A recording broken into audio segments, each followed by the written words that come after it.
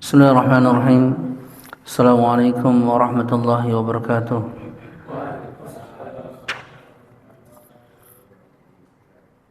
Innal hamdalillah nahmaduhu wa nasta'inuhu wa nastaghfiruh wa na'udzu billahi min shururi anfusina wa sayyiati a'malina may yahdihillahu fala mudilla lahu wa may yudlil fala hadiya lahu.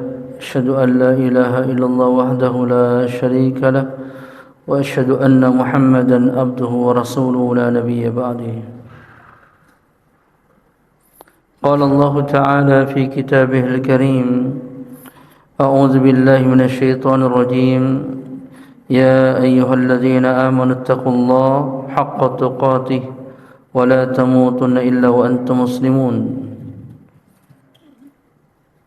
يا أيها الذين آمنوا اتقوا الله حق تقاته ولا تموتن إلا وأنتم مسلمون. وقال عز وجل يا أيها الناس اتقوا ربكم الذي خلقكم من نفس واحدة وخلق منها زوجها وبث منهما رجالا كثيرا ونساء واتقوا الله الذي تساءلون به والأرحام إن الله كان عليكم رقيبا.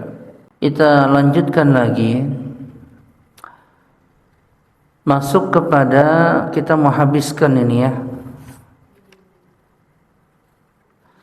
al-mubtilatus shalah, pembatal salat pada mazhab Syafi'i. Kita bahas pada mazhab Syafi'i dari kitab Fiqhul Manhaji, ya, Fiqhul Manhaji ala mazhab al-Imam Asy-Syafi'i. Ya.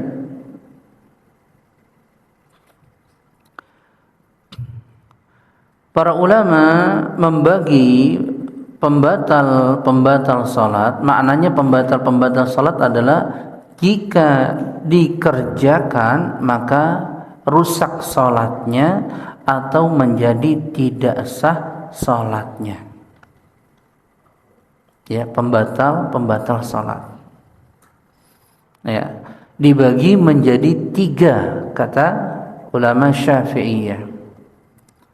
Yang pertama, meninggalkan syarat-syarat salat. Yang kedua, meninggalkan rukun-rukun salat. Yang ketiga, meninggalkan penghalang-penghalang salat. Ini garis besarnya. Seseorang jika terjatuh pada salah satu 3 ini maka batal salatnya. Nanti ada perincian. Ya. Pembatal yang pertama di dalam kitab Fiqhul Manhaji, yaitu menurut ulama Syafi'iyah, adalah berbicara dengan sengaja. Lagi sholat berbicara dengan sengaja. Gitu. Maksudnya berbicara di sini berbicara selain baca Quran dan juga berzikir. Ya, berbicara dengan sengaja. Al-Imam Al-Bukhari dan Al-Imam Muslim membawakan hadis yang diriwayatkan oleh Zaid bin Arqam radhiyallahu taala anhu qala, yakni Zaid bin Arqam berkata, kunna natakallamu fi salati yukallimu ahaduna akhahu fi hajatihi. Dahulu kami berbicara, saling ngobrol dalam salat. Jadi awal-awal diperintahkannya salat, para sahabat ketika salat tetap ngobrol urusan dunia. Di salat ngobrol. Ya. Sampai turun firman Allah surah Al-Baqarah ayat 238. Hafizu 'alas salawati was salawatil wusta wa qumu lillahi qanitin. Jagalah oleh kalian salat yaitu salat yang 5 waktu, dan salat wusta, salat pertengahan, salat asar. Wa qumu lillahi qanitin, dan tegaklah kalian kepada Allah dengan qanitin, dengan khusyuk. Maka ketika turun ayat ini, umirna bisukuti, yaitu kami diperintahkan sudah enggak boleh berbicara, suruh diam. Berarti awal-awal perintah salat, orang salat masih ngobrol. Gitu. Karena perintah syariat itu enggak langsung sekaligus. Karena itu berat untuk orang. Yang penting dia kerjakan sholat dulu meskipun masih ngobrol. Begitu, bertahap. Tentu kalau setelah Nabi wafat sudah sempurna Islam, kita yang menegakkan dengan sempurna. Enggak boleh lagi kita berbicara atau sholat dengan mengobrol. Ya, jadi ketika turun firman Allah dalam surah Al-Baqarah ayat 238, wa qumu lillahi qanitin, dan berdirilah kepada Allah dengan khusyuk, tawaddu, tadarru, yakni diam, jangan banyak berbicara kecuali baca Quran dan berzikir. Ya, jelas ya. Kemudian Nabi sallallahu alaihi wasallam juga bersabda dalam hadis yang diriwayatkan oleh Al-Imam Muslim dari Muawiyah bin Hakam As-Sulami, anna Nabi sallallahu alaihi wasallam qala lahu, yaitu Muawiyah bin Al-Hakam As-Sulami ketika salat, perhatikan ya. Ketika salat Muawiyah ini mengucapkan yarhamukallah. Jadi orang lagi salat, dia masuk juga salat, ada yang bersin, alhamdulillah, dia nyautin yarhamukallah dalam salat. Itu enggak boleh. Gitu. Para sahabat kemudian memarahinya dengan isyarat karena lagi salat. Kemudian Nabi mendatanginya setelah selesai salat. Karena enggak tahu Muawiyah bin Al-Hakam As-Sulami. Kata Nabi sallallahu alaihi wasallam, "Inna hadhihi as-salata la yasluhu fiha syai'un min kalamin nas." Sesungguhnya salat ini, yaitu ibadah yang engkau beribadah kepada Allah dalam salat ini, tidak patut di dalamnya ada ucapan kalam manusia. Karena bacaan yarhamukallah itu dimaksudkan untuk orang yang bersin, berarti kan dia lagi berbicara. Sedangkan kita dalam salat dimaksudkan untuk berbicara kepada Allah, maka batal salatnya. Tapi karena dia hukumnya tidak tahu, tidak berdosa, tidak mengulangi salatnya. Nabi enggak mengulang, enggak memerintahkan salatnya diulang karena enggak tahu. Cuma dinasihati, ke depannya jangan begitu, gitu. Ya, begitu. Kemudian ukuran orang berbicara dengan sengaja, kalau menurut mazhab Syafi'i, adalah minimalnya terdiri dari 2 huruf. Terdiri dari 2 huruf atau 1 huruf, tapi dia mempunyai makna, enggak boleh. Artinya batal salatnya jika dia mengucapkan 1 huruf saja tapi punya makna yang jelas, baca. Seperti contoh qi maksudnya jagalah, dengan sengaja, maka batal salatnya. Orang salat misalnya Allahu Akbar, anak-anak begini ya, enggak boleh nih, ini bisa sampai keluarkan dia suara, batal salatnya. Batal salatnya. Nah, kecuali tadi baca melotot lah. Nah, itu enggak batal.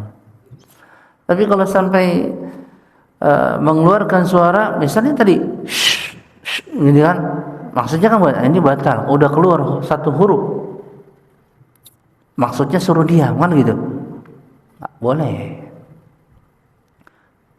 Tapi kalau keluarnya suara disebabkan karena tidak sengaja, dia lagi sholat, tiba-tiba kejatuhan dari atas, ada tikus, tiba-tiba dia spontan mengucapkan astaga, maka tidak batal sholatnya, lanjutkan lagi sholatnya. Jadi yang membatalkan sholat adalah dia berucap, dia berkata dengan sengaja. bukan karena tidak tahu, bukan karena kaget gitu ya, dengan sengaja, maka batal salatnya. Tapi kalau dia karena lupa ya, atau ada yang mengagetkannya, maka ini batal salat. Apalagi sampai ngakak ketawa lagi sholat, ada yang kepleset di depan misalnya. Kan gitu. Pernah nggak kita lihat? Pernah pasti. Ada kejadian yang bikin kita ketawa. Kalau kita nahan senyum nggak batal, tapi kalau sampai ngakak, wah ini batal. Bahasa WhatsApp-nya WK. Gitu. Dan itu membatalkan salatnya kalau dia mengucapkannya dengan sengaja. Ini masuk kemana dia? Masuk penghalang salat. Ya, paham gak nih? Yang pembatal yang pertama, berbicara dengan sengaja. Yang dia berbicara tidak ada kaitan dengan baca Quran, yaitu baca Al-Fatihah atau baca surat, atau enggak ada kaitan dengan zikir. Seperti ketika sujud baca Subhana Rabbil A'la, itu kan zikir. Ruku baca Subhana Rabbil Azim gitu ya. Enggak ada kaitan dengan itu, tetapi dia berkata-kata dengan sengaja, maka membatalkan salatnya. Kecuali jika dikagetkan atau spontan terucap gitu ya, gitu, maka tidak membatalkan salatnya. Dan itu masuk kepada penghalang salat, itu pembatal salat yang dibagi 3 tadi. Meninggalkan syarat-syarat salat yang pertama, yang kedua meninggalkan rukun-rukun salat, yang ketiga meninggalkan penghalang salat. Nah, berbicara itu meninggalkan penghalang salat. Ya. Jelas nggak nih? Yang kedua adalah banyak bergerak. Banyak bergerak. Yang dimaksud dengan banyak bergerak di sini adalah berturut-turut 3 kali gerakan kalau menurut mazhab Syafi'i, dan gerakannya bukan gerakan yang ringan, gerakan yang berat gitu. Maka kalau dia banyak gerakan, maksudnya 3 kali berturut-turut mutawalian, maka batal. Soalnya kita salat 1, wow, kalau gitu nih, ada batal tuh. Ini gerakannya nampak orang bergerak. Tapi kalau cuman gerakannya cuman begini, ya,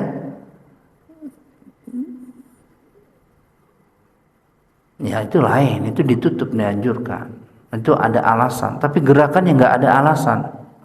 Tapi mazhab Syafi'i mempersyaratkan 3 kali berturut-turut. Kalau mazhab yang lain tidak mempersyaratkan 3 kali. Kalau mazhab Imam Ahmad minimalnya dikatakan banyak gerakan aja, bisa sampai 5 kali, 6 kali, maka batal sholatnya. Tapi gerakan di sini yang dimaksud adalah gerakan yang berat. Ya, gerakan yang berat. Orang lagi salat Allahu Akbar, hopot, lihat lagi, pakai lagi, kan gitu. Kan begitu. Ntar ini lagi, tuh, begitu tuh. Ntar sarungnya diangkat-angkat, kan gitu tuh. Ya kan? Gitu. Ada aja, ntar kalau ada HP dilihat, HP-nya dibuka. Mau kantongin lagi. Ini kan nggak ada sebab. Ya. Maka yang seperti ini membatalkan sholat, kecuali dia bergeraknya ada sebabnya, maka tidak batal sholatnya. Ya, kecuali dia bergerak ada sebabnya. Misalnya dia sholat di satu tempat, ternyata ada anak kecil kencing di depannya mau sujud, maka dia bergerak pindah. sampai nggak kena, mungkin 2-3 langkah, itu ada sebab tidak membatalkan sholat. Gitu. Atau dia lagi sholat tiba-tiba ada ular, dia langsung bunuh otomatis kan ada gerakan membunuh ular dan tikus, itu dianjurkan oleh Nabi kalau lewat gitu ya, lihat gitu ya, dianjurkan oleh Nabi bunuh. Maka biarpun dia bergerak tidak ada masalah karena ada darurat bahaya. Gitu. Jadi setiap gerakan yang dimaksud di sini gerakan dengan sengaja, tanpa uzur, tanpa alasan, dan dia bergerak 3 kali berturut-turut, ya 3 kali berturut-turut, maka sholatnya batal. Kecuali dia ada uzur. Seperti Nabi pernah sholat menggendong cucunya Sumamah bin Affan. Kalau mau sujud ditaruh, ntar berdiri diangkat lagi. Ini berapa kali gerakan, udah banyak, ya kan? Tapi ada alasan, karena ada bayi yang harus dijaga. Nggak ada masalah yang seperti itu, ya. Maka yang membatalkan sholat adalah banyaknya gerakan yang tidak ada uzurnya. Ya. Kenapa dia batal? Apa ilahnya, sebabnya? Karena kalau orang banyak gerak, khusyuknya nggak ada khusyuknya, gitu. Menunjukkan hatinya tidak tenang. Jelas ya? Kemudian yang berikutnya, ini masuk kemana tadi? Banyak gerak, penghalang sholat. Yang ketiga adalah mulaqatu najasatin li thawbin aw badan, yaitu kejatuhan najis atau adanya najis pada bajunya dan badannya. Ini masuk kemana dia? Pembatal kemana? Masuk kepada syarat-syarat sholat. Karena di antara sholat adalah suci dari najis. Benar tidak? Suci dari hadas besar dan hadas kecil, dan suci dari najis tempat pakaian sama badan. Ketika kejatuhan najis atau ada najis pada diri kita, kita sadari dalam sholat, maka 2 kondisinya kata para ulama. Jika bisa memungkinkan untuk dihilangkan najisnya sampai hilang, maka lakukan, maka sholatnya nggak batal lanjut. Misalnya orang tadi sholat ada yang kencing pakai sejadah, bocah kencing di depan, misalnya sholat di rumah, ya kan, kena itu sejadah, kan najis. Maka kalau kita singkirkan sejadahnya, lanjut sholat nggak apa-apa. Atau kita pindah tempat sebelahnya yang nggak kena najis, maka tetap lanjut sholatnya, tidak membatalkan sholatnya. Ya, sebagaimana Nabi pernah sholat, kemudian pada rakaat ketiga turun Jibril mengabarkan di dalam khuf itu sepatu Nabi ada najis, maka Nabi ketika itu copot sepatunya, ditaruh di sebelah, lanjut sholat, nggak ngulang. Dari situ diambil hukum, jika kita kedapatan najis dalam sholat, jika memungkinkan untuk dihilangkan dan bisa hilang, maka lanjut sholatnya. Tapi kalau nggak memungkinkan, maka batal sholatnya. Ya, kalau nggak bisa dihilangkan, batal sholatnya. Kita sholat pakai sarung, ternyata kita ingat sarung ini bekas di ngompolin anak, kita pakai celana di dalamnya, maka copot sarungnya, taruh, lanjut sholat, karena masih pakai celana, kan gitu. Ya. Tapi ini kalau terkait dengan najis, bedakan dengan yang kotor ya. Kotor tidak mesti najis, tapi najis sudah pasti kotor. Ingat-ingat nih. Ada orang sholat penuh lumpur, ya kerjanya debu misalnya. Najiskah dia? Tidak. tapi kotor kan gitu, nggak ada masalah kalau memang dia nggak ada baju yang lain gitu. Tapi yang maksud di sini adalah kejatuhan najis yang tidak bisa dihilangkan dengan segera, maka dia wajib membatalkan salatnya. Wajib membatalkan salatnya. Baik terkena pada badan, pada tempat, ataupun pada pakaian. Ataupun pada pakaian.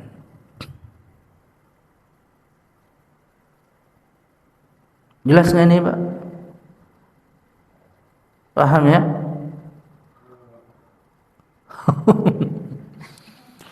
Udah ngantuk. Waduh. Harusnya ada kopi nih. Oh. Yeah.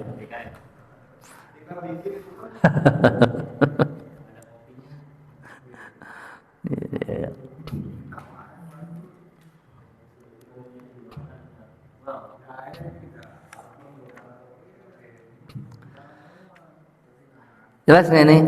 Dan dia masuk kepada syarat-syarat sholat. Kemudian yang berikutnya, yang keempat adalah inkishafu syai' minal aurat, terbukanya aurat. Terbukanya aurat. Auratnya wanita seluruh tubuhnya kecuali apa? Kedua tangan dengan wajah. Kedua tangan dengan wajah. Berarti kaki itu nggak boleh kelihatan. Auratnya lelaki adalah pusar, antara pusar dan lutut. Maka kalau terbuka auratnya, maka batal salatnya. Dia masuk kemana dia? Masuk kemana nih pembatal ini? Syarat salat. Karena di antara syarat salat apa? Menutup aurat. Menutup aurat. Dirinci oleh para ulama Syafi'iyah, jika dia membukanya atau terbukanya aurat tanpa sengaja, kemudian dia tutup lagi dengan segera, misalnya kena angin, maka tidak membatalkan salatnya. Tapi kalau dia buka dengan sengaja, meskipun sebentar, batal salatnya. Sengaja dia buka, batal. Contoh misalnya, sebagian kita yang laki-laki kalau sholat itu orang gemuk, ketika sujud pantatnya nongol, celana kaosnya ketat, celananya juga ketat. Ketika sujud pantatnya kemana-mana tuh, itu kan termasuk aurat. Kalau dia nggak menyadarinya, ya mungkin nggak berdosa. Tapi kalau sudah tahu pakaiannya ketat tetap dipakai, itu batal. Berarti dia sengaja. Maka nggak boleh orang sholat misalnya celananya pas-pasan, ketika ruku atau sujud nongol pantatnya. Itu membatalkan sholat, karena dia membuka setiap sujud kebuka, ya kan? Kita yang di belakangnya ngelihat bagaimana coba?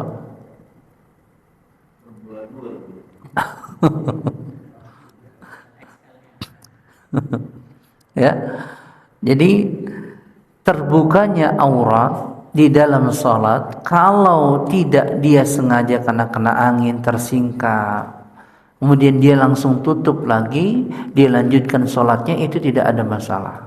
Tapi kalau dia membuka auratnya dengan sengaja, tadi pakaiannya ketat, atau seorang wanita pakai jilbab, jilbabnya ketat, ininya nongol, bajunya jilbab tapi ketat, itu kan bukan menutup aurat. Nggak ada satupun kalau orang pakai jilbab ininya nongol, pantatnya nongol, aduh kacau lah begitu udah.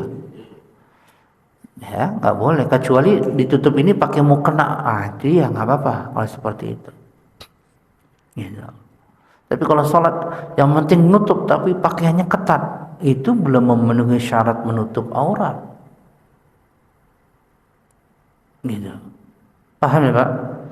Jadi patokannya jika terbukanya aurat dengan sengaja, meskipun sebentar, dia bercanda dibuka-buka misalnya, nggak sah salatnya, batal.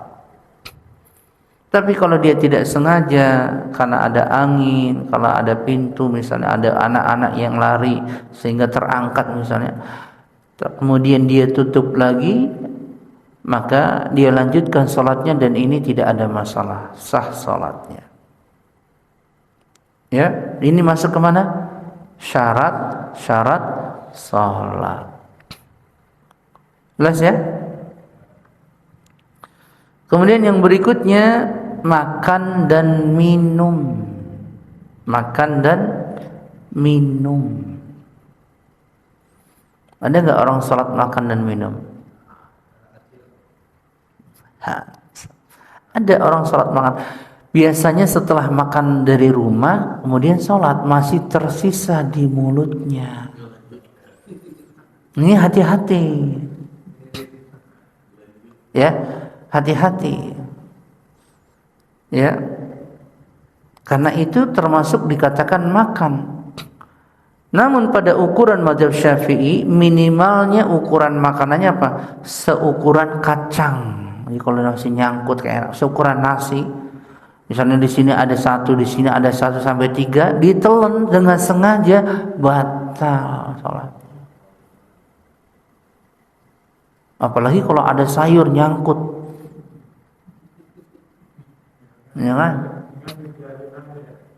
Makanya kita dianjurkan kalau setiap mau sholat apa? Bersiwak, karena Nabi kan bersiwak kalau mau sholat. Maksudnya apa? Habis makan untuk membersihkan sisa-sisa itu. Kecuali kita nggak habis makan, makanya habis sholat gitu ya, lain. Tapi umumnya ini terjadi ketika habis makan langsung sholat. Dia nggak sikat gigi, dia minum doang, langsung sholat. Ternyata dalam sholat kumur-kumen. Ada nasinya sampai 4 biji misalnya. Nah, roti. Maka caranya kalau dia menelan tertelan itu dengan tidak sengaja, maka tidak batal salat. Dia mau buang malah ketelan, masuk misalnya. Ya. Tapi bagusnya untuk kehati-hatian, apa yang tersisa di mulut dibuang. Tempel. Karena dia bukan najis. Ingat ya, makanan ini bukan najis. Lidah ini, air ludah bukan najis. Ya. Maka boleh kita ambil atau kita lepehkan dengan tangan, tutup begini. Baru ditaruh aja di baju. Kalau ada nasinya kantongin aja, nggak ada masalah. Itu untuk menghindari kita makan dengan sengaja di dalam sholat. Karena kalau orang makan dengan sengaja, ditelan dengan sengaja, batal sholatnya.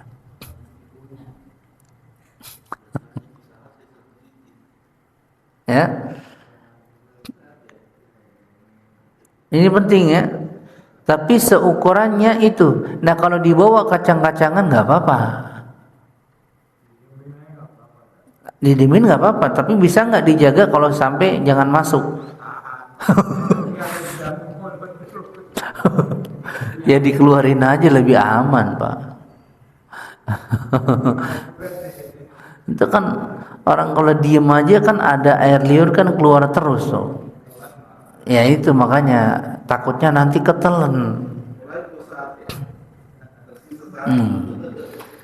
Ya, ini hati-hati.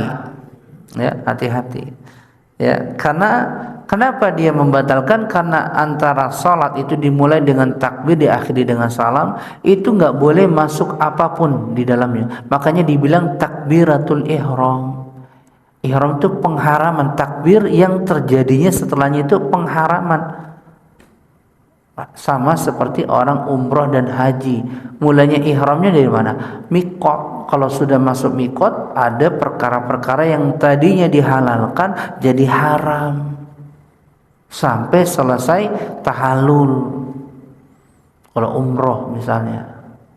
Kalau dalam sholat, sebelum sholat kita boleh makan, boleh ngobrol. Ketika sudah takbir nggak boleh makan, nggak boleh ngobrol.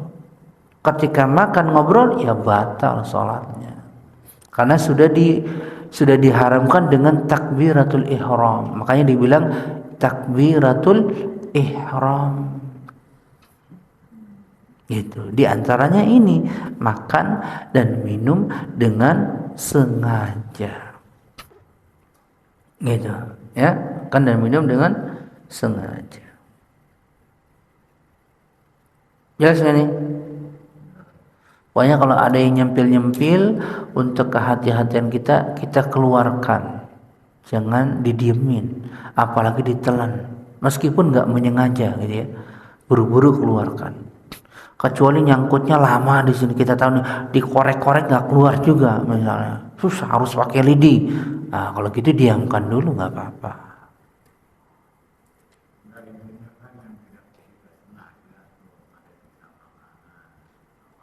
Nggak apa-apa, namanya nggak sengaja. Iya. Kalau nggak sengaja mau diapain? Oh, nggak sengaja.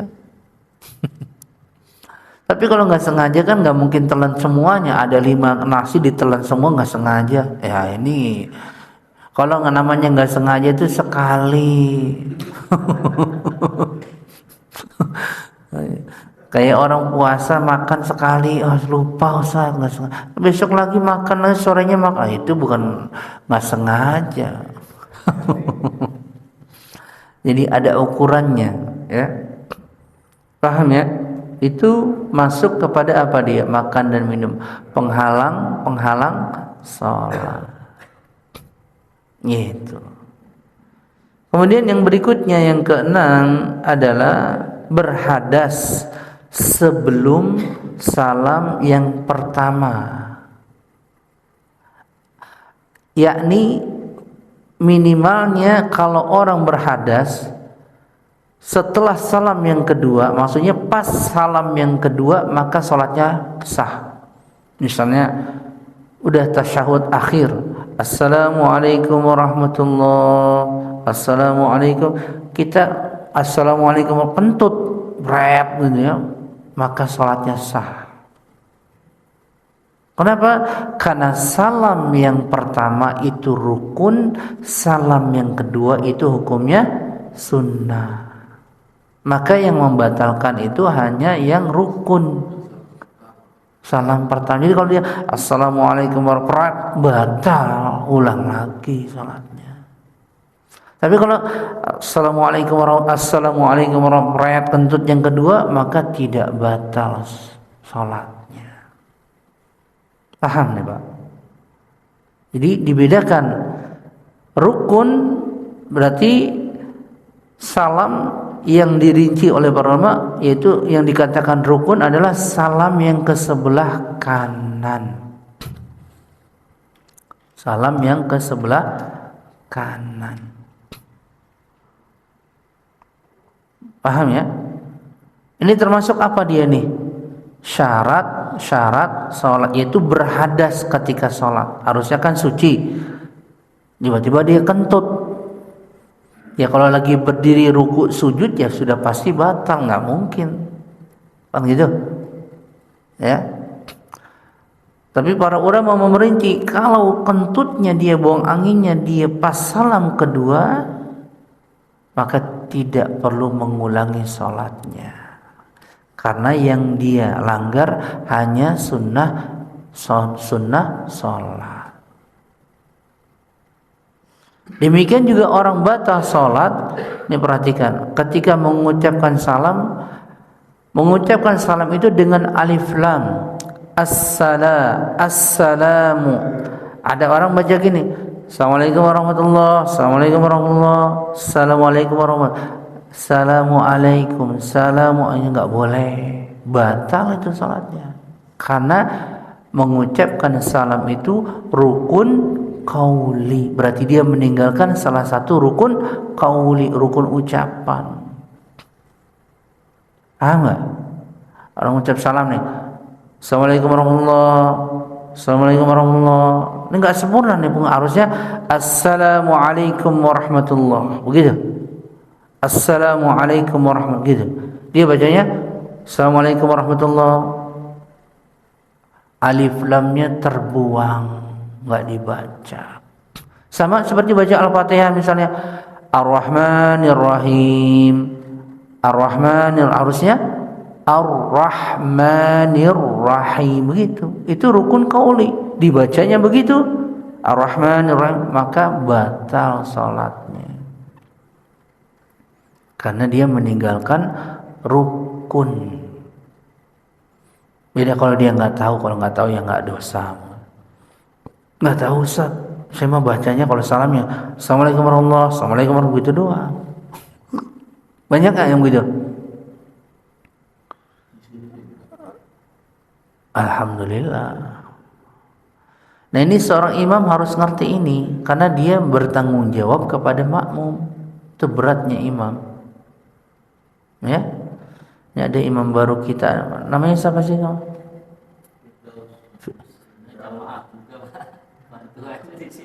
Namanya Firdaus. Oh, suaranya bagus.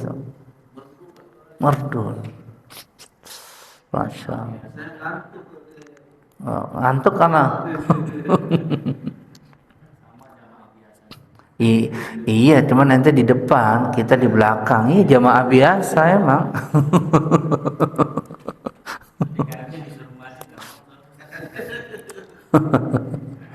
Karena nggak sembarangan orang maju untuk jadi imam. Ya, Firdaus selain suara bagus juga harus ngerti tentang rukun-rukun sholat, pembatal sholat, sunnah-sunnahnya, makruhnya itu. Jadi yang harus belajar ini sebetulnya yang ditekankan itu pada imam, gitu, bukan pada makmum. Karena kalau orang sholat berjamaah, kata Nabi, al-imamu dhaminun, imam itu penjamin. Paham nggak? Kalau makmumnya 10 orang lupa, tahu-taunya sudah salam, nggak salah, nggak ada yang batal sholatnya, selagi dia ngikuti gerakan imam. Tapi kalau imam bacaannya tertukar, makhrajnya salah, batal.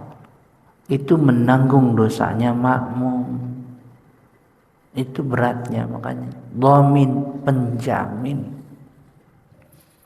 Itu terus ya, apa anakmu perlu diingatkan.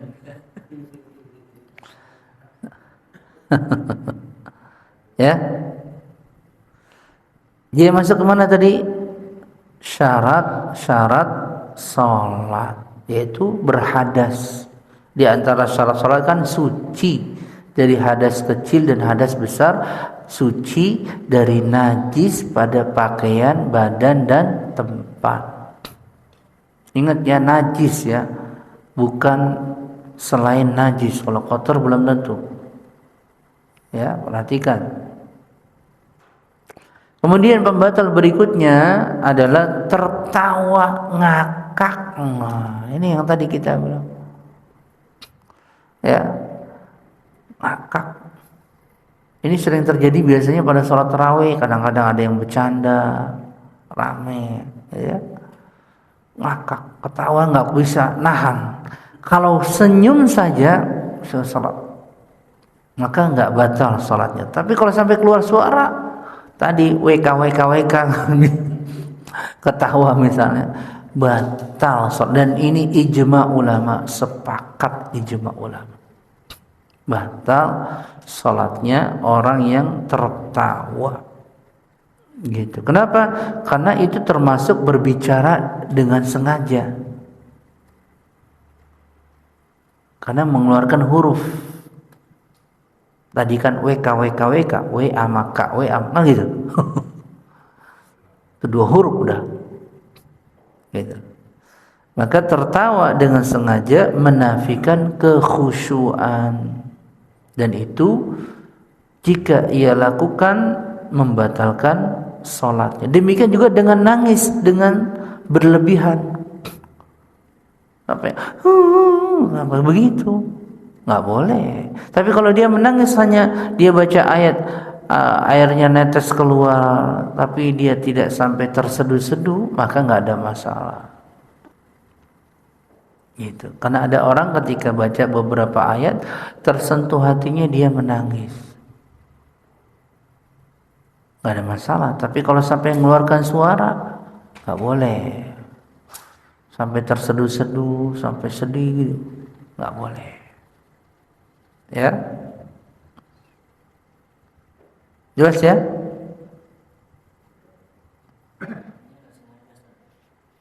Apanya?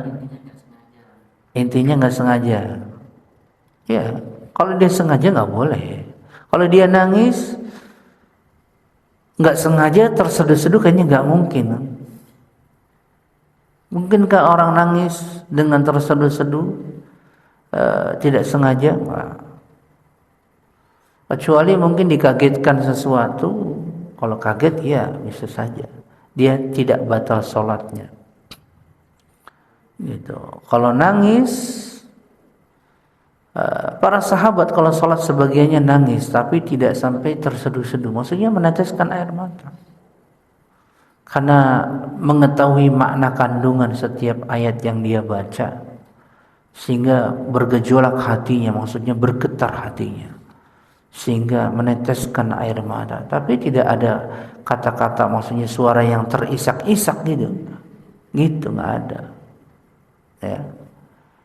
Maka yang itu masuk nanti kalau di dalam sholat yang nggak boleh. Kalau di luar sholat ya nggak apa-apa, kan nggak ada larangan tertawa di luar sholat. Yang ini kita bahas yang di dalam sholat gitu. Jadi ngakak, ketawa, tertawa dengan suara, atau nangis dengan terisak-isak ya, dengan sengaja tentu membatalkan salatnya. Tapi kalau cuma senyum atau meneteskan air mata tapi hatinya bergetar, ini nggak ada masalah. Kadang-kadang orang salat tahajud 2 rakaat, dia menangis di hadapan Allah, minta kepada Allah, ditiba masalah gitu ya, doa kepada Allah, atau dalam sholatnya dia menangis, ini nggak ada masalah. Tapi kalau sampai nangisnya terisak-isak dalam sholat, ini jangan sampai mengalahkan, lupa baca ayatnya misalnya, lupa bacaannya. Ini kan berbahaya nanti. Kenapa bisa dilarang begitu? Karena nanti bisa menghilangkan rukun sholat. Jadi kita bingung nih, ini kita baca apa? Gara-gara ketawa, gara-gara nangis, kan gitu. Maka itu membatalkan sholat. Dari kemana dia ini? Dari ke penghalang sholat. Kemudian yang berikutnya, istidbarul qiblah, membelakangi kiblat. Ini dirinci kalau orang sholat. Di antara sebelum tegaknya sholat kita harus tahu arah kiblat. Dia berarti termasuk apa nih? Syarat sholat. Karena di antara syarat sholat apa? Menghadap kiblat. Kalau dia nggak tahu, maka tidak batal sholatnya. Kalau nggak tahu, misalnya di satu tempat kita bingung cari arah kiblatnya, gitu ya, dikasih tahunya setelah sholat. Ya, dikasih tahunya setelah sholat, maka nggak ada masalah sholatnya. Tapi kalau dikasih tahunya ketika sholat, Pak itu kiblatnya salah Pak, ngadap sana, maka dia harus putar langsung, gitu. Ya. Nggak perlu ulang kalau dia tidak tahu. Ya, kalau dia tidak tahu. Ini bisa terjadi mungkin misalnya di tempat-tempat yang nggak ada masjid, di perkampungan, di kapal, ya kan, gitu ya, atau di pesawat mungkin ya, kan kita bingung nih, ini arahnya kemana nih. Cuman mungkin kan ada teknologi HP lah mungkin. Nah, kompasnya juga butuh sinyal gitu. Maka ketika itu kita sholat berdasarkan zon sangkaan kita yang kuat kemana kiblatnya. Ya, ini kalau kita bahas sholat wajib ya. Tapi kalau sholat sunnah di perjalanan menghadap manapun nggak apa-apa. Kalau sholat sunnah, nih ya, yang ini kita bahas ini sholat wajib. Diusahakan minimalnya ketika kita takbir menghadap kiblat. Misalnya di kapal kan berjalan, cari dulu posisi kiblatnya di mana, dapat takbir. Kalau kita kan kapal kan berputar, kita ngikutin nggak bisa, ya sudah, itu nggak apa-apa, karena kemampuan kita, gitu. Itu sholat yang wajib, jadi diusahakan menghadap kiblatnya awal. Kalau dia sampai nggak tahu, dia sangka arah itu arah kiblat, ternyata berbeda. Diberitahunya setelah sholat, maka yang seperti ini nggak ada masalah, gitu, ya, tidak ada masalah yang seperti ini. Kecuali dia tahu dia tetap berpaling dari arah kiblat, maka ini membatalkan sholatnya. Tapi ini sholat wajib. Kalau sholat sunnah boleh baginya menghadap manapun. Ini ketika dia di perjalanan ya, di pesawat ataupun di kapal gitu ya. Tapi kalau di darat ya harus sholat menghadap kiblat, karena kan ada tempatnya ya kan, gitu. Paham ya Pak? Ini penting nih menghadap kiblat. Seperti orang kemarin kita bahas makruh sholat. Makruh sholat menoleh dengan mata, dengan leher, dengan dada, begini. Tapi kalau kita palingkan dengan dada, dia kita begini, maka itu bisa membatalkan sholat. Maka orang sholat itu menghadap kiblat, itu seluruh tubuh kita menghadap kiblat, itu syarat. Ada orang sholat kakinya begini nih, atau begini, harus begini. Anak sholat begini nih, pernah lihat nggak ini? Bisa, nggak boleh ini, karena menghadap kiblat seluruh tubuhnya, wajahnya, badannya, tangannya, kakinya, ngadap semuanya ke kiblat. Betul. Ya kalau kakinya begini, kan nggak ngadap kiblat nih, ya kan? Serong jadinya nih. Ini bisa membatalkan sholat kalau dia mengetahuinya. Kalau nggak tahu ya mungkin nggak batal sholatnya. Maka dia harus luruskan.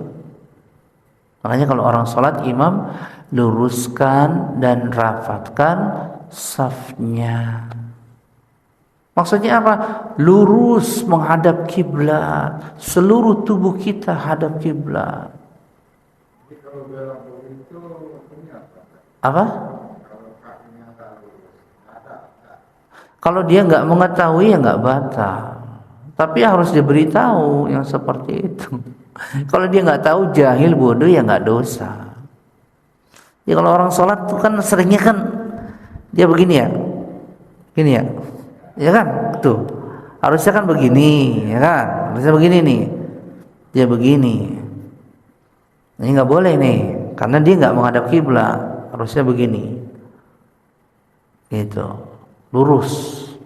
Nah itu tugasnya imam.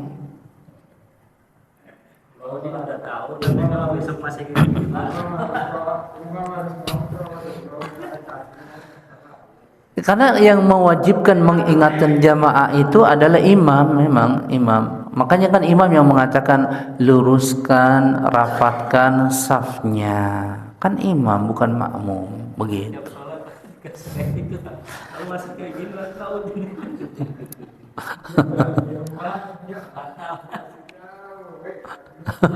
Biasa sholat di kamar.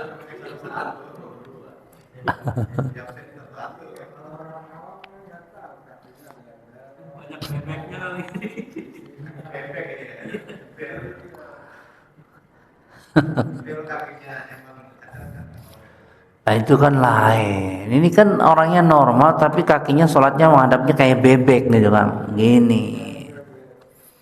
Ini nggak boleh, ya. Ini nggak boleh, nggak boleh. Tapi kalau tadi kebanyakan orang nggak tahu tentang masalah ini, dianggap ini remeh. Padahal itu kan syarat sholat menghadap kiblat. Maksudnya menghadap kiblat, kebanyakan orang melihatnya kepada wajah, pala dengan badannya toh, kakinya enggak. Yang dimaksud oleh para ulama seluruh tubuhnya dari kaki sampai kepala menghadap kiblat. Itu maksudnya. Cuman itu tadi kebanyakan kaum muslimin nggak mengerti tentang masalah ini, remeh kan. Itulah kalau dalam ibadah meremehkan ya begitu jadinya. Salatnya juga cepat. Gitu. Salatnya juga cepat. Masuk kemana dia nih? Syarat salat. Berarti dia tinggalkan salah satu syarat salat. Ya kan? Kemudian yang berikutnya adalah murtad. Kalau pada mazhab Syafi'i ditambahkan murtad, ya keluar dari Islam. Maksudnya apa? Ketika dia sholat atau dia mau sholat, hatinya misalnya meyakini, oh sholat ini nggak ada kewajiban, ini bu, itu jadi murtad, tidak diterima lagi amalannya. Bahaya ya. Biasanya kena pengaruh kiri kanan, gitu kan? Itu dimasukkan kepada murtad, yaitu pada mazhab Syafi'i. Kalau pada mazhab yang lain enggak dimasukkan, dia termasuk pembatal salat. Tapi kalau karena kita bahas mazhab Syafi'i, dibahas di beberapa kitab seperti kitab Safinatun Najah, kemudian Sulamut Taufiq, itu dibahas di antara pembatal salat adalah murtad. Penyebabnya bisa mengingkari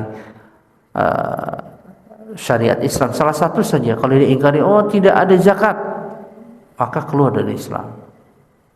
Zakat nggak wajib, puasa nggak wajib, wah itu bahaya tuh kalau ucapan-ucapan begitu tuh. Orang berzina nggak apa-apa, halal misalnya, wah itu bahaya, itu bisa keluar dari Islam.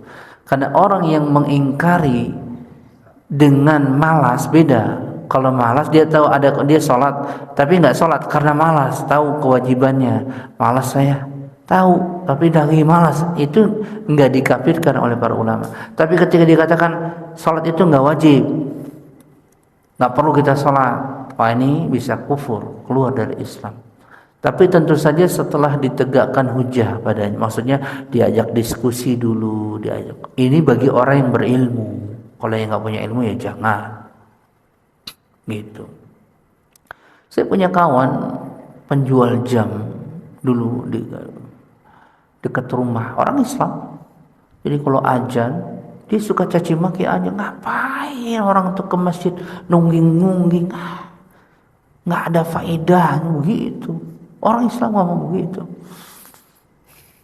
Coba, mendingan kayak saya, nggak perlu sholat banyak duit.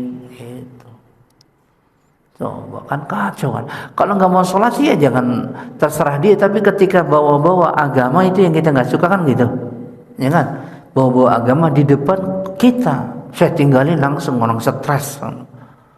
Gila, udah begitu gila. Ya mungkin bisa jadi, benar. Pak Dul benar. Karena saya dapat kabar ternyata orang dukun, banyak orang datang ke dia, begitu. Jadi dia mengingkari, mencela orang yang sholat nungging-nungging. Ngapain coba? Itu kan celaan yang biasanya diomong sama orang-orang kafir. Dia ngomong begitu. Itu saya dengar sendiri. Sampai saya sempat mau berantem. Wah, cuman saya bilang udah waktunya sholat, ini orang stres, tinggalin. Saya punya kawan lagi diajakin sholat nih. Pak, sholat pak. Saya ini lagi sholat. Saya kaget. Bapak udah sholat? Ini kita lagi sholat. Dia lagi ngerjain di halaman terasnya, kita ajakin sholat. Pas azan ke masjid, ayo pak ke masjid dulu. Saya lagi sholat ini. Bingung sholat gimana pak? Kalau kita ingat kepada Allah, kita udah sholat. Waduh, repot orang begitu tuh. Kan? Repot orang begitu tuh. Saya tinggalin. Wah, ente gila saya bilang nih. Coba. Dia bawakan firman Allah,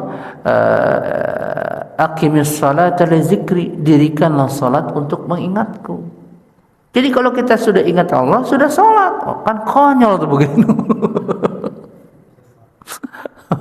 Itu terjadi, saya dapati orang yang begitu. Saya ajak salat malah begitu. Bahaya yang begitu. Repot namanya.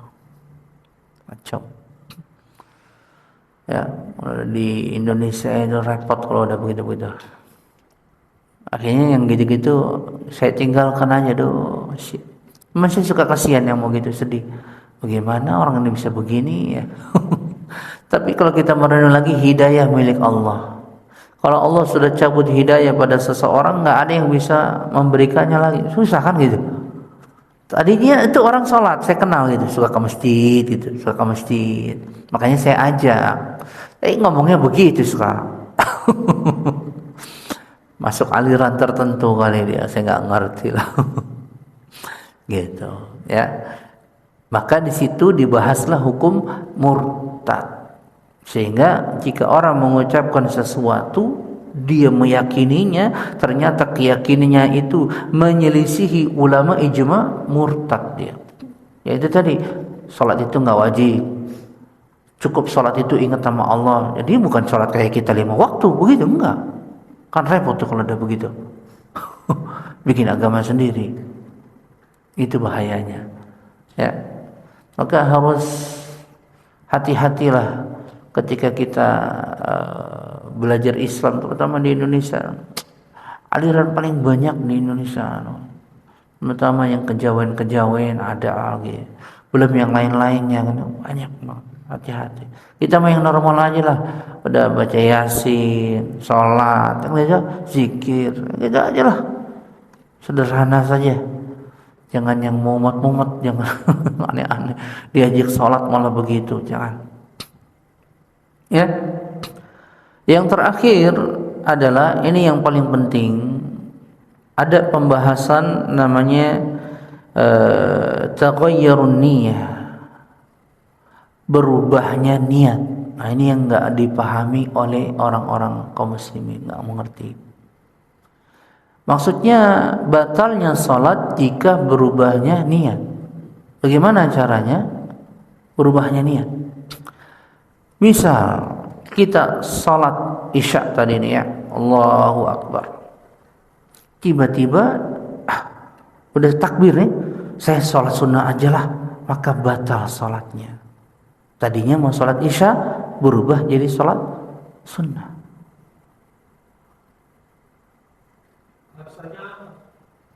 Alasannya karena merubahnya niat.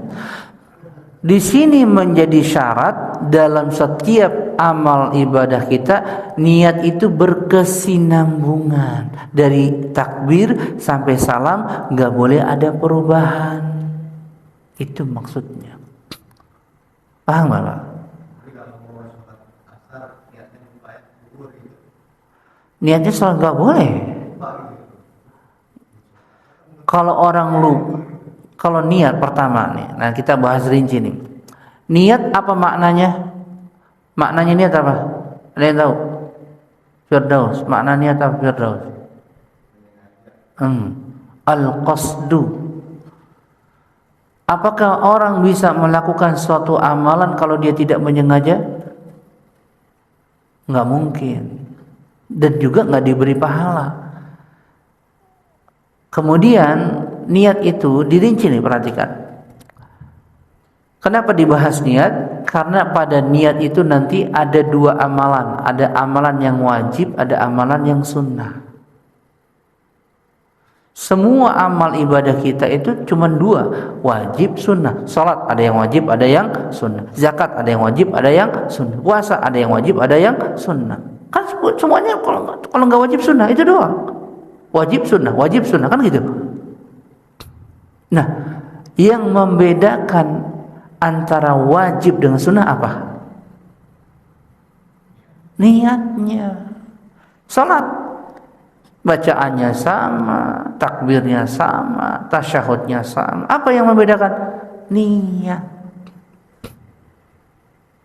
Maka ketika orang bertakbir belum selesai sholatnya, berubah niatnya, maka batal sholatnya. Berarti niat itu harus selalu ada ketika orang itu sholat, karena dia menyengaja melakukan itu. Maka kalau orang niatnya nggak sengaja, nggak dianggap sholat. Saya nggak sengaja sholat asar, ya nggak ada pahalanya. Iya. Jadi misalnya orang sholat sunnah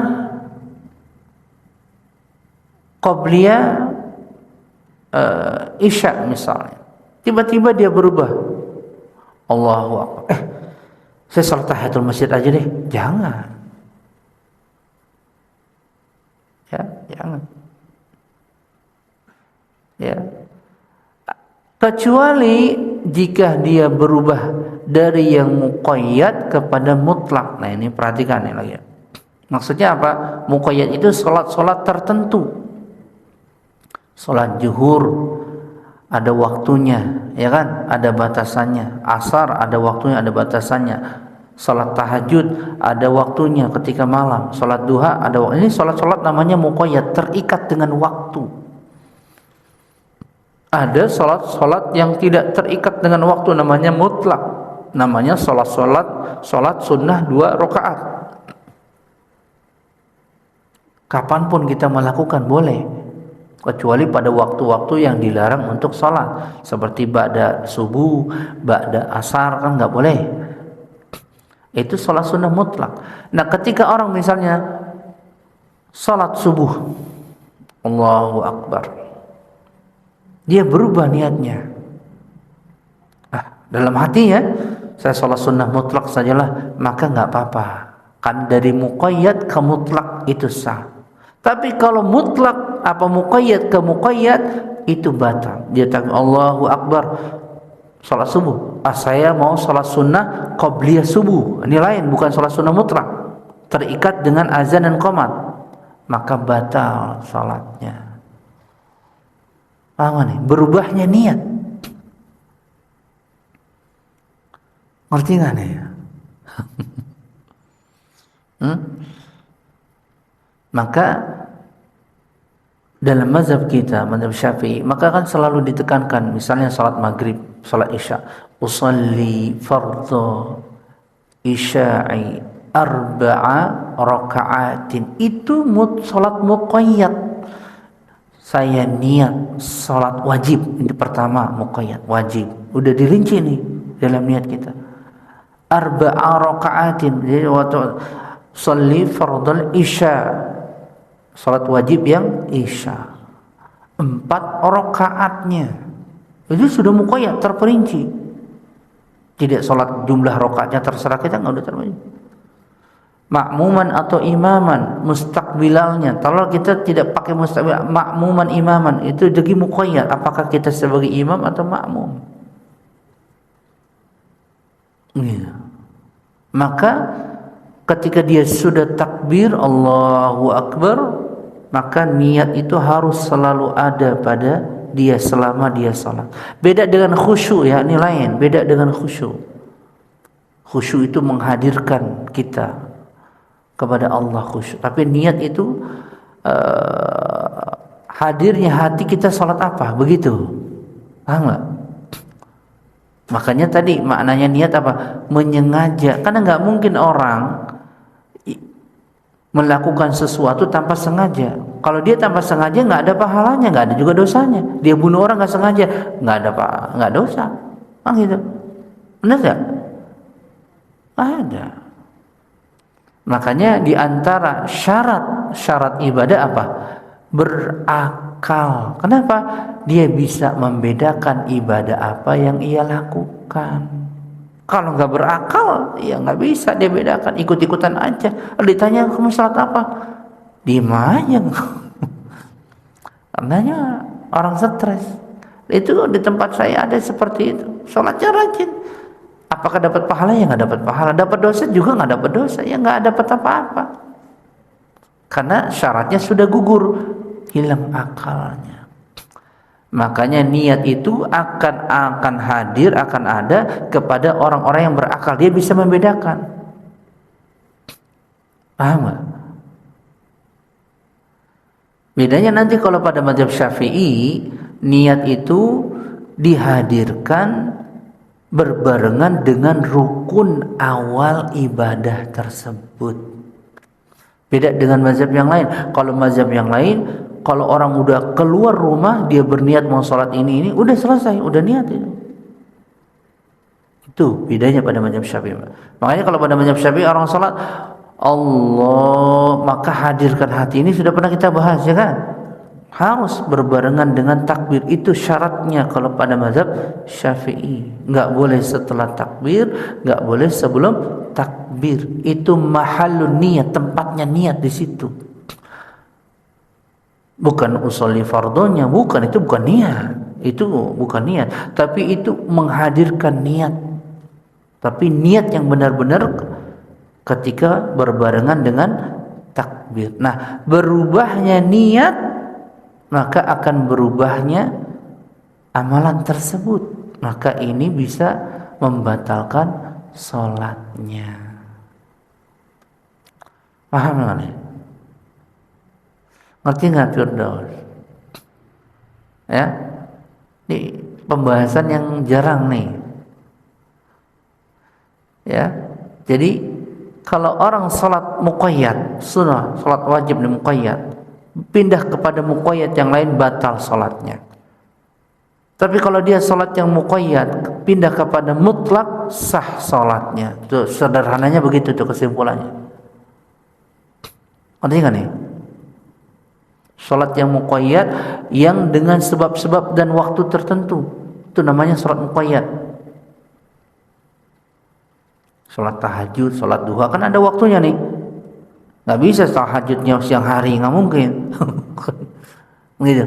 Kalau sholat sunnah mutlak bebas, mau malam, mau siang, mau pagi, mau sore bebas. Itu namanya sholat sunnah mutlak. Maka orang yang niat sholat sunnah muqayyad atau sholat wajib muqayyad hanya boleh berubah ketika dari muqayyad kepada mutlak. Boleh itu berubah, nggak perlu lagi dia mengulang sholatnya.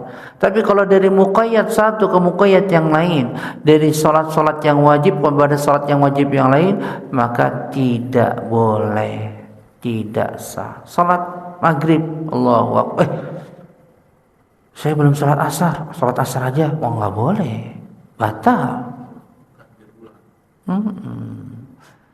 Paham nggak? Kecuali dia belum takbir. Dia belum takbir, saya belum sholat asar nih. Tadi mau sholat maghrib baru ingat sholat asar dulu gitu. Maka dia sholat asar. Nah, itu nggak ada masalah karena belum takbir. Tapi kalau ketika sudah takbir, karena memulai ibadahnya itu ketika berbarengan dengan takbir, gitu. Ketika setelah takbir niatnya berubah, nggak dari awal dari takbir, maka nggak sempurna ibadah itu. Gitu maksudnya. Maka gugurlah. Gugur amalan, maksudnya tidak sah. Ngerti nggak nih? Hah?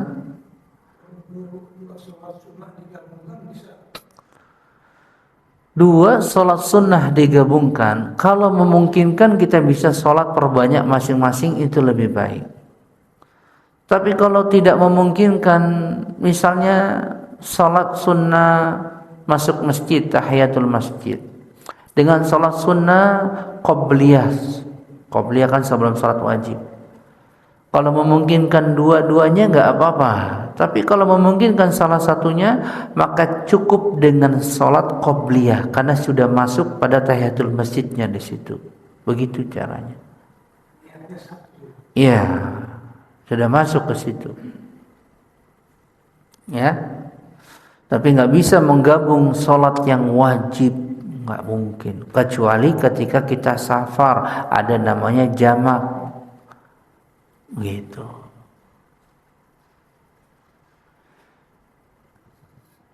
Ngerti nggak Pak?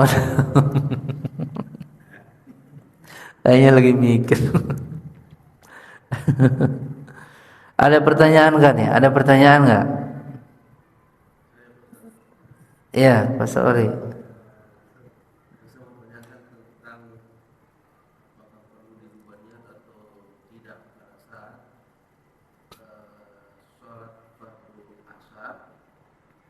Sudah takbir, sudah niat, tiba-tiba ada jamaah datang dan menunggu dari belakang, nggak perlu niat, nggak perlu berubah. Menunjukkan orang sholat, dua orang yang sholat berbeda niat nggak apa-apa.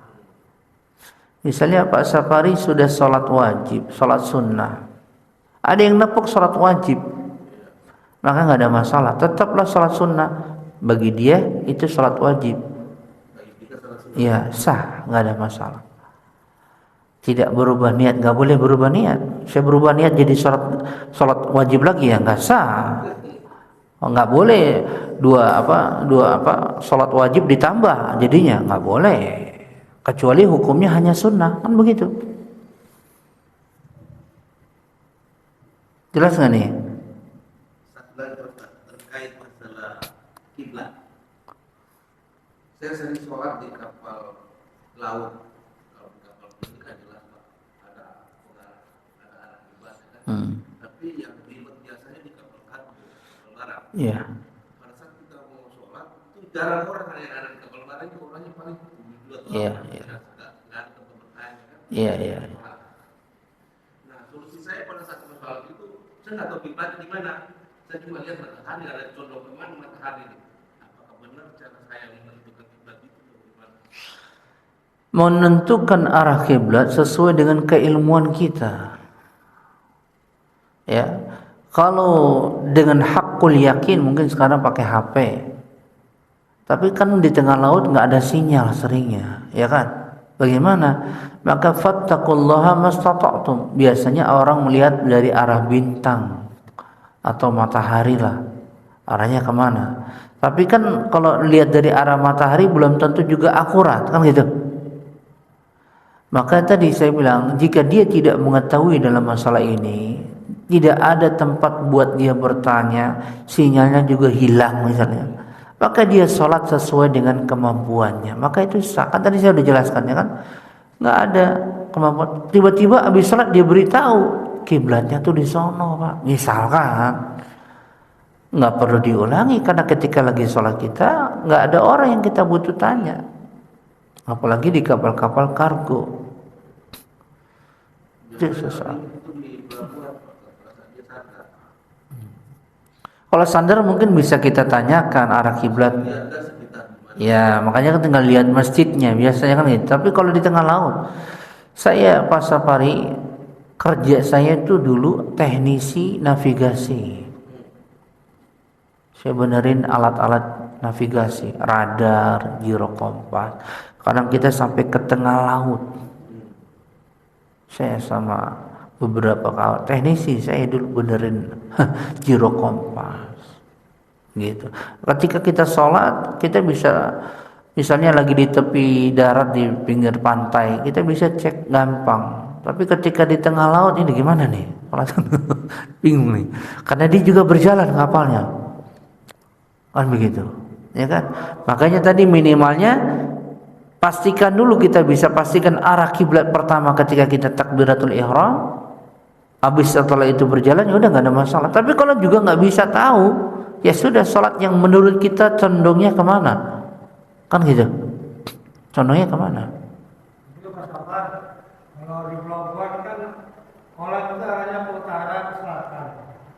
Kalau kapal sandarnya ke utara berarti kita ke baratnya sono ke baratnya. Iya, kalau lihat tahu. Tapi kalau yang sandarnya timur barat ya kita lihat anjungan apa lihat haluan aja berarti kan kita arahnya ke barat gitu. Iya, Bapak sudah tahu, saya tidak tahu. Bapak nggak tahu. Intinya jika kita tidak mengetahui suatu hukum tentu tidak berdosa. Tadi kayak sholatnya begini tuh kakinya, ya nggak tahu lah. Gitu. Tapi setelah kita memahami, mengerti ya udah. Dan menghadap kiblat pada masa kita sekarang sudah dimudahkan adanya HP dimanapun, ya mudah lah insya Allah. Apalagi kalau HP-nya canggih lebih mantap lagi. Di tengah laut juga ada sinyal, kan gitu. Tapi kalau HP-nya pas-pasannya, cuman RAM-nya cuman 1 GB ya sudah, wassalam. Kan begitu. Tapi itu kan terikat dengan kemampuan. Maksud saya nggak disalahkan HP-nya, kemampuan kita. Ketika kita tidak mampu, maka hukumnya itu berpindah. Namanya al-musyaqqah tajlibut at-taysir. Gitu, kaidah usul fikihnya. Jika musyaqqah, sesuatu itu musyaqqah berat, susah, maka dia akan memudahkan cari jalan yang mudah. Itu kaidah. Saya nggak bisa nih, nggak tahu nih, ya udah, salatlah semampunya, menghadap mana begitu. Dalam Islam tuh enaknya begitu, nggak ribet. Ya. Ada pertanyaan yang lain? Selesai kita bahas tentang pembatal salat. Kalau disimpulkan ada sekitar 10. Ya, ada 10. Ya, yang pertama tadi apa? Berbicara dengan sengaja. Yang kedua, banyaknya bergerak. Ya kan? Yang ketiga, terjatuhnya najis. Yang keempat, terbukanya aurat. Yang kelima, makan dan minum. Yang keenam, berhadas sebelum salam yang pertama. Ya kan? Yang ketujuh, tertawa atau menangis dengan terisak-isak. Ya, kemudian yang kedelapan, menghadap kiblat. Yang kesembilan membelakangi kiblat. Yang kesembilan tadi berubahnya niat. Baru yang kesepuluh murtad. Ya, ini perlu diingat nih. Terutama yang menghadap kiblat sama berubahnya niat, itu perlu dipahami. Kalau yang lain mungkin kita sudah mengerti lah. Ya, karena ini amalan hati, kan nggak ada yang tahu orang berubah niat, ya kan? Tapi ternyata itu berpengaruh dalam sholat kita, gitu masalahnya, ya kan? Kalau yang lain tertawa kelihatan, kan gitu. Berbicara kelihatan, jelas batal, kita tahu, bisa tegur orang itu. Tapi berubahnya niat orang nggak tahu karena sholatnya sama. Ya, ini penting kita pahami. Jangan sampai kita berubah niat dalam sholat. Ya, lebih baik kalau seperti itu batalkan saja. Gitu. Termasuk juga berubah niat, sholatnya orang ragu-ragu. Allahu Akbar. Sholat apa ya saya ya? Sholat takbir. Udah takbir baru ragu-ragu. Saya sholat apa nih? Sholat sunnah, wajib. Oh, itu batal sholatnya. Iya. Itu salah satu sebabnya. Kenapa bisa berubahnya niat itu batal? Karena khusyuknya nanti nggak ada, dia bingung. Gitu. Tapi enaknya kalau sholat berjamaah, kalau tadi makmum, dia nggak tahu apa-apa. Bareng imam, Allahu Akbar, dia diem aja, pikirannya kemana-mana. Tapi dia ngikuti gerakan imam. Sampai sholatnya juga dia nggak tahu dia ngikuti gerakan. Maka sah sholatnya, karena sudah dikoper sama imam. Tau-taunya asal, kok udah salam, begitu. Ada nggak begitu? Banyak yang begitu, banyak. Ya banyak, karena dia makmum, nggak mikir apa-apa, dia cuma ngikutin aja, gitu. Tapi ada yang menjamin imam. Tapi kalau sholat sendiri, ya tentu tidak sah. Kalau sholat sendiri, gitu, ya.